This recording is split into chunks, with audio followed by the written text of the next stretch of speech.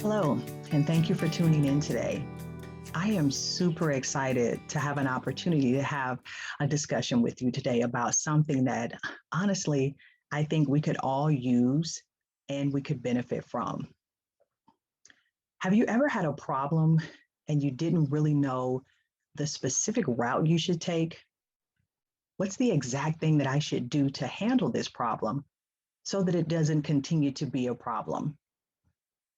Because honestly, problems are inevitable. It's frankly a part of our life. However, how we choose to handle or not handle the problem can have a huge impact on the situation and on our relationships. Now, when someone is bugged, we know exactly what it is that we need to do.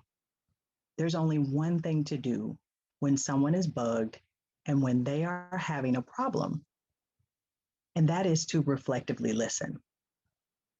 That is the only thing that we do in that situation.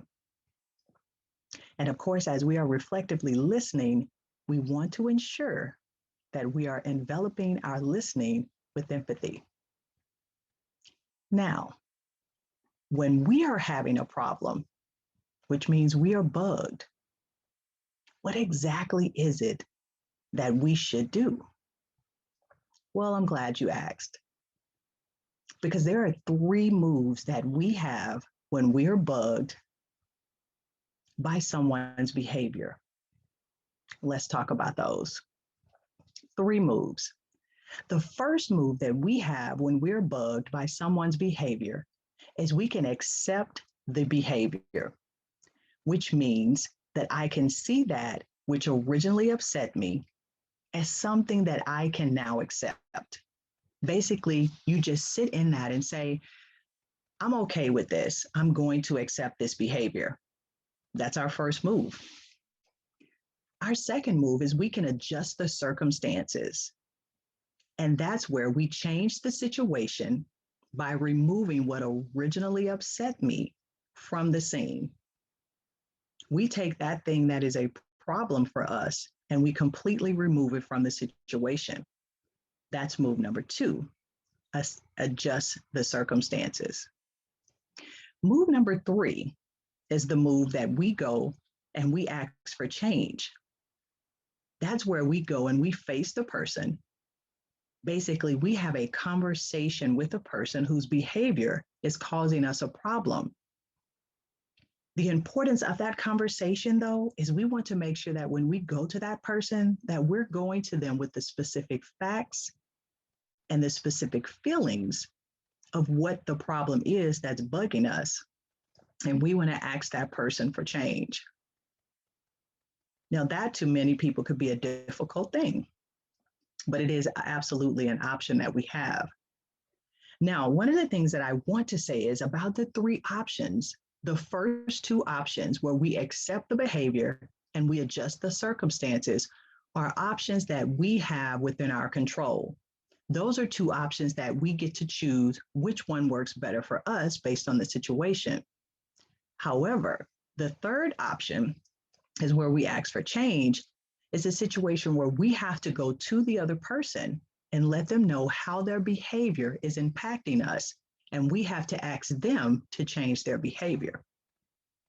Now, let's look at a particular situation involving each one of these moves.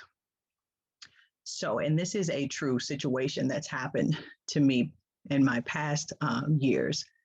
Had a team member who was an exceptional team member, always came to work on time, had a great deal of tenure with the company, was definitely a person that I could rely on to come in and to get her work done with no problems.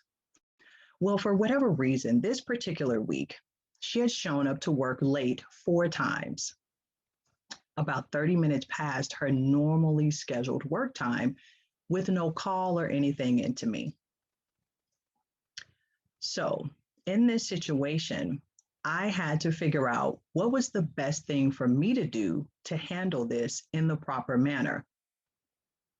I had 3 moves that I could make.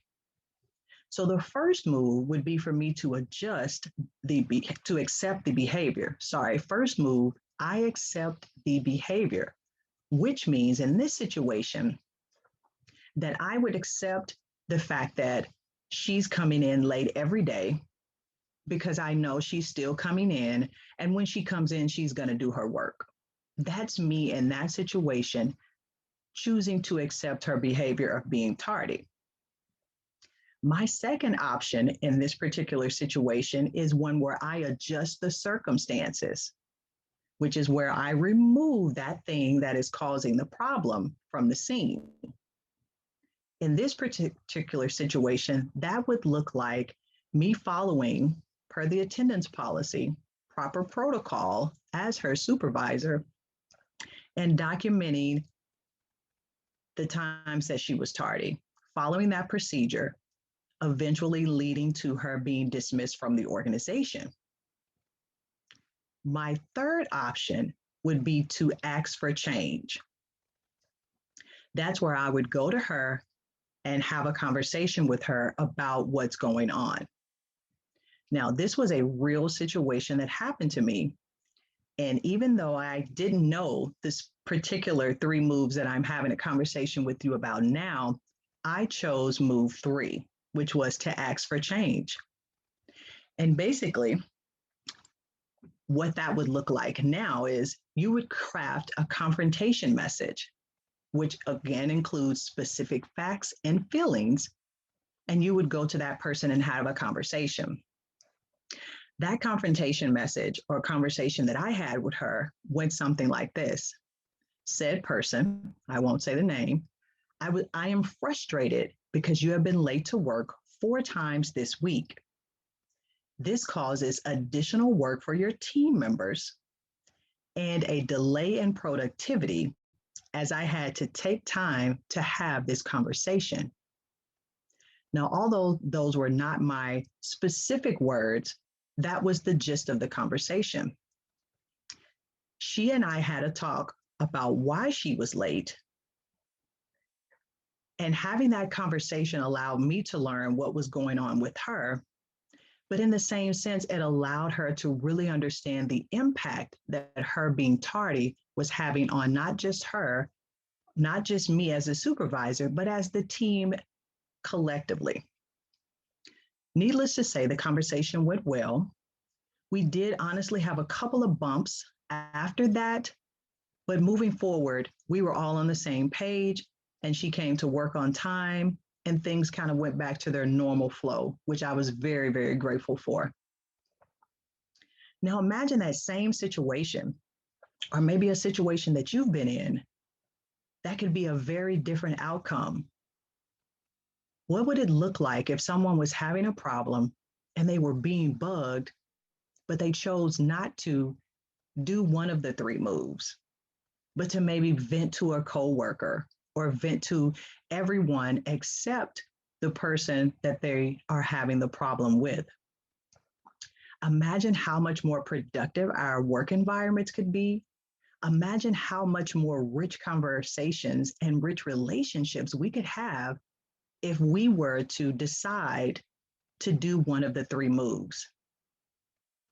We're either going to accept the behavior and move on. We're either going to adjust the circumstances to remove that thing, if we can, that is causing the problem, or we're going to go to the other person and we're going to ask that person for change. Where number 3 could be a very tough thing to do, it's a very effective thing when addressed properly. I am excited that I chose to do move 3 and that we were able to move forward and get back to the team level of productivity and just camaraderie that we had before the tardiness started. So I want to invite you to take advantage of the 3 moves that you do have when you are being bugged and present that person, if you choose to ask for change, with those specific feelings and facts that are causing the problems. I feel that if we would take control of the 3 moves that we're having when we're being bugged, that we can make a much better relationship which is very important, which ultimately would result in a better productivity within our work organizations. Thank you so much for your time.